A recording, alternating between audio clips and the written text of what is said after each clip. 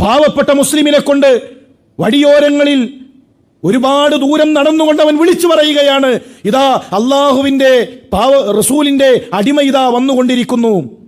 ഞങ്ങൾ പ്രതീക്ഷിക്കുന്നത് അള്ളാഹുവിൻ്റെ റസൂലെ അങ്ങയെയാണ് ഞങ്ങൾ പ്രതീക്ഷിക്കുന്നത്. ഫളുലുക്കൽ ജമ്മൽ ഗഫീറു, താങ്കളുടെ ഔദാര്യമാണ് ഞങ്ങൾ കൊതിക്കുന്നത്. ഒരു മുസ്ലിം കൊതിക്കുന്നത് അള്ളാഹുവിൻ്റെ ഔദാര്യമാണ്. ഒരു മുസ്ലിം അള്ളാഹുവിൻ്റെ അടിമയാണ്. അത് സ്ഥാപിക്കാൻ, അത് പഠിപ്പിക്കാൻ, അതിനാണ് റസൂലുള്ളാഹി സ്വല്ലല്ലാഹു അലൈഹി വസല്ലം തങ്ങൾ വന്നത്. മീമറ്റ അഹ്മദ് ഞാനെന്ന് ചെന്നോവർ, വീണ്ടും ഐനറ്റ അറബി ഞാനെന്നോവർ.